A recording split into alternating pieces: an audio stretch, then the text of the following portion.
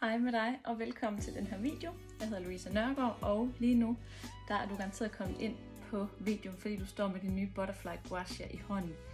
Og stort tillykke med den. I den her video der vil jeg vise dig, hvordan du kan bruge den på din krop. Og vi starter simpelthen med armene. Men inden vi går i gang, så vil jeg lige fortælle dig, hvad du egentlig kan opnå af resultater ved at begynde at implementere en Butterfly Gouache i din daglige eller ugenlige rutine. Ved at bruge den, der kan du komme af med affaldsstoffer, du kan løsne spændinger i vejret, du kan mindske appelsinhud, du kan komme af med noget af det her overskydende væske, som vi ofte ophober, især os kvinder, og især når vi kommer lidt op i alderen. Godt, du skal starte med at tage noget olie på din krop. Jeg starter med at vise det på armen. Så altid lav gouache massage i en olie. Creme, det trænger ret hurtigt ind i kroppen, så derfor så vil den ikke kunne glide optimalt. Så en olie er altså bedst. Inden du går i gang med at lave gouache massage, så er det vigtigt, at vi lige åbner vores lymfer op. Hvis du trækker skuldrene frem, så kan du se et hul her. Og der hvor hullet er dybest, der har du altså de største lymfer. Så bare lige ganske blidt lige massere dem rundt i små cirkler. Du kan også gøre sådan her, hvor du lige sådan nærmest strejfer huden ud, og det skal ikke være særlig hårdt. Lymferne de ligger lige under huden, og det vi skal, det er bare lige at aktivere dem, så vi hjælper affaldsstofferne og væsken med at komme ud. Når det er armen, vi arbejder med, så ligger der også nogle lymfer hernede, vi lige åbner op. Og det er igen bare ganske blide fingre, og så opad.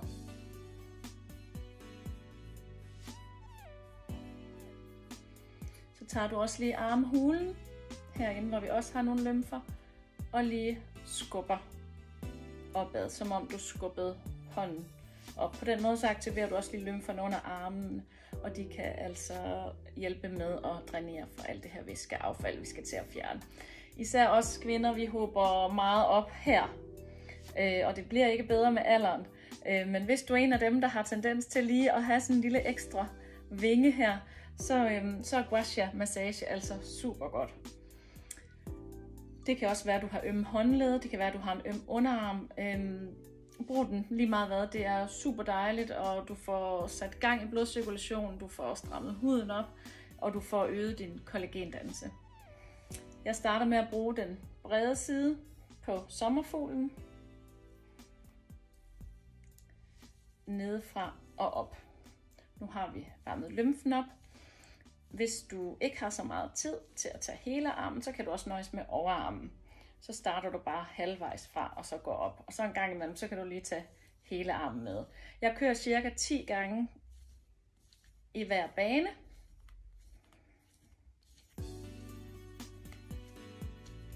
Og det må godt være sådan et medium tryk. Det behøver ikke gøre alt for ondt her.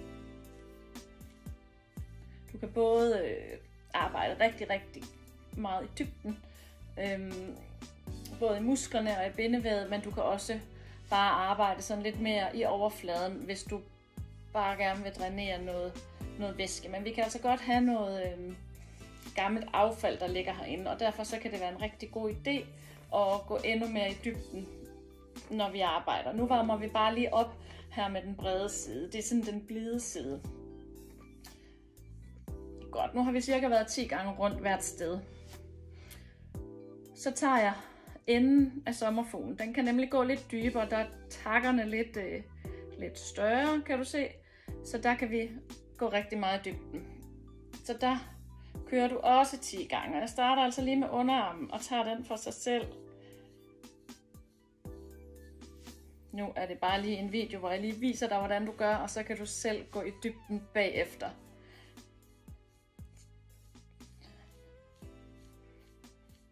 Godt, og der kan være, nu kan jeg mærke, at jeg har et ømt punkt her, det siger huden også. Jeg bliver lidt rød, så hvis du bliver rød, så er det altså bare et rigtig godt tegn på, at du får løsnet noget af alt det, der ligger. Og det kan være med til at modvirke skader senere hen, at du kommer i dybden med tingene selv. Godt, også her i ledene, der kan det altså også være ganske rart at arbejde, og nede ved håndledet. Så endelig bare giv den gas. Godt, så tager vi overarmen. Og her kan du altså godt trykke lidt til, især fordi at vi gerne vil have løsnet alt det her ekstra fylde, der ligger på armen.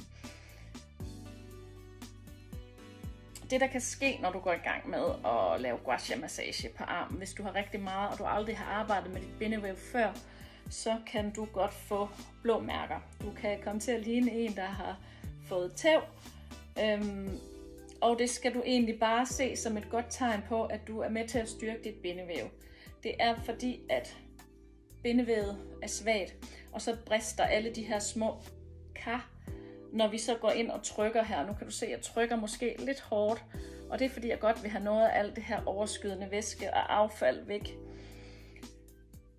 Og det samme her. Og det kan altså være super ømt i starten. Det kan gøre rigtig, rigtig ondt. Og det er fordi, at affaldsstofferne de ligger i bindevævet, så det bliver rigtig ømt. Mit bedste råd det er at bare fortsætte, selvom det gør ondt. Du skal nok komme igennem det, og din smertetærskel den styrkes altså med tiden. I kan se her, nu bliver jeg måske godt rød. Og det er altså virkelig et godt fif at få ind i sin hverdag, fordi du kan styrke din hud så meget, og du kan tabe mange centimeter bare ved at få det her ind i hverdagen. Så det er altså det værd at holde ud til at være i smerten. Og det bedste er jo, at du faktisk kan gøre det, mens du sidder hjemme i sofaen og ser noget fjernsyn. Godt, nu kan I se, at jeg har fået en god farve. Så til sidst, nu har vi arbejdet i dybden, så skal vi lige drænere. Og det gør vi ved sådan næsten at lægge den ned, så vi drænerer det ud til lymferne. Og så bare lige et ganske blidt tryk. Jeg trykker faktisk næsten ikke, jeg lader den faktisk bare ligge, sådan at det kan komme ud ind til lymferne her i armhulen, som er dem, der skal hjælpe os med at komme af med alt det overskydende væske. Så er vi nået til maven.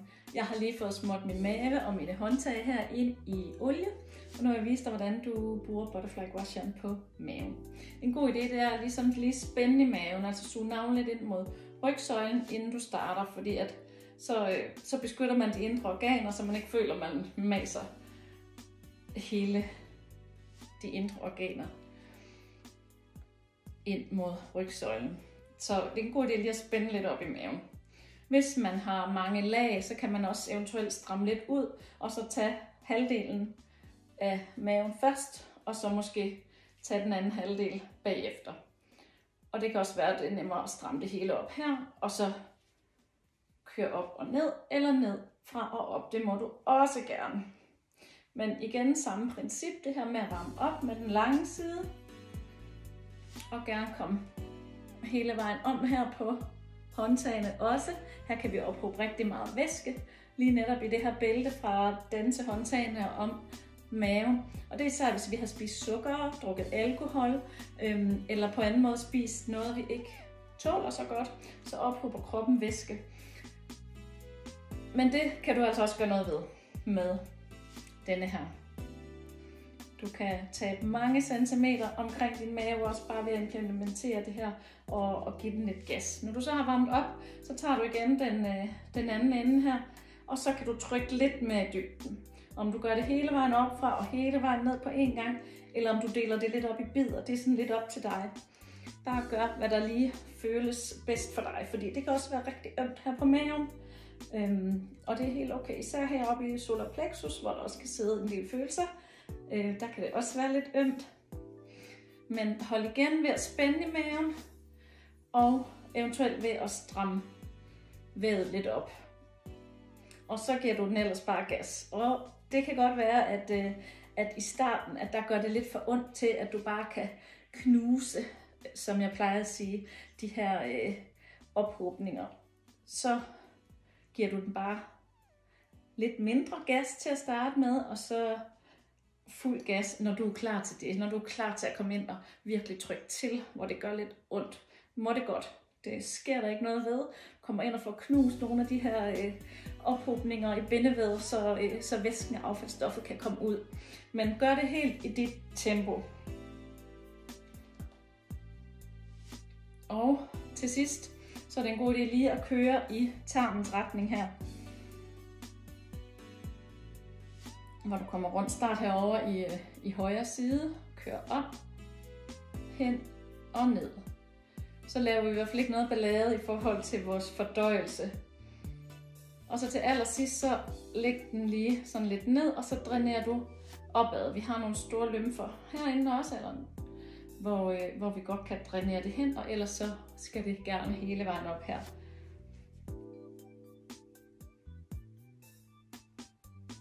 Det jeg selv gør med guashaen, det er at have den i sofaen som aften, når jeg ligger og ser lidt tv, så hiver jeg den frem, og så den ene dag kan det måske være maven, den anden dag kan det være armene, den tredje dag kan det være lår og baller. Så jeg måske når en ting hver eller hver anden dag, fordi så når jeg hele kroppen rundt på en uge, og det er en rigtig god måde at få en rutine ind, så du gør noget godt for dig selv hver dag. Så er det blevet benenes tur, og jeg er i gang med at smøre dem ind i en olie. Og så vil jeg lige kort vise dig, hvordan du gør på dine ben og dine lår.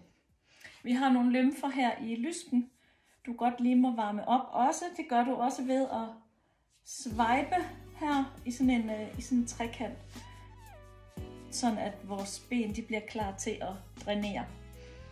Godt. Så tager du igen den flade side, kører cirka 10 gange i hver bane. Vi starter altid nedefra og opad mod hjertet. Er der nogen, der siger, i virkeligheden så er det lymferne, vi skal op til, de store lymfer, jeg har talt om før.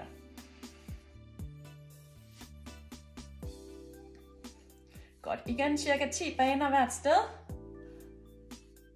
Og det kan godt være rigtig ømt i læggene. Sådan er det i hvert fald hos mig. Når du har taget 10 baner, så tager du den lidt mere buttede ende her og kører op. Mine læg, de er altid ømme, synes jeg. Det er sådan en affaldsstation for affaldsstoffer hernede i læggene. Men det er så dejligt, når man har fået det gjort. Og du kan virkelig mærke en forskel, og du kan også se en forskel med, at huden den er fastere og bliver mere dræneret for alt det her væske, der ligger, så huden bliver fastere og slankere, så at sige. Godt, det samme gør du på lårene. Først den lange side her, hele vejen rundt. 10 gange hvert sted. Nu gør jeg det bare lige kort, så du lige kan få en fornemmelse af, hvordan det er, vi gør. Når du så har været hele vejen rundt, så tager du igen den buttede side, og så trykker du lidt hårdere. Og det kan godt være, at du ikke lige kan trykke så hårdt i starten, og det er helt okay. Måske i starten, du bare skal blive på den her side, indtil du føler, okay, nu er jeg klar til at gå videre. Fordi det kan godt være rigtig, rigtig, rigtig ømt på lårene. Vi har både nogle medianbaner her, der kan være i ubalance. Vi har nogle sener og noget, som kan være rigtig stramme, især hvis du dyrker meget motion. Så der kan være rigtig meget på benene. Vi kan have meget væske, vi kan have meget appelsinhud. Men det er altså det, vi kan gå ind og knuse lidt med den her. Så hvis du giver den rigtig godt gas bagpå her, også den her ekstra balle, vi kan have nede under ballen, den kan du altså også gå ind og arbejde med. Så der kan virkelig smides nogle centimeter i væske og affaldsstoffer ved at give den lidt gas. Men gør det i det tempo, du er klar til, og jeg vil love dig, at du hurtigt ser og mærker et resultat. Jeg har et forløb, du også kan melde dig på, hvis du vil have lidt mere.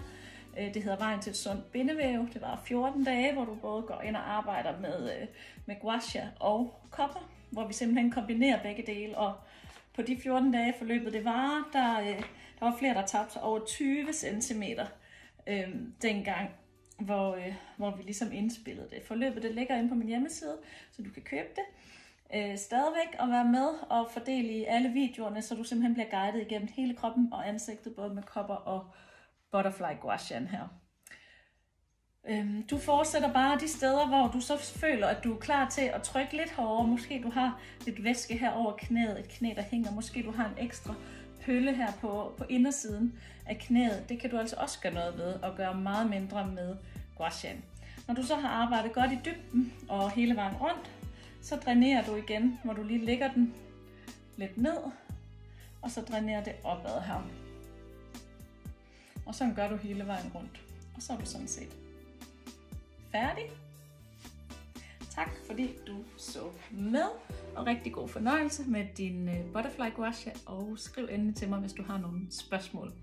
Hej hej!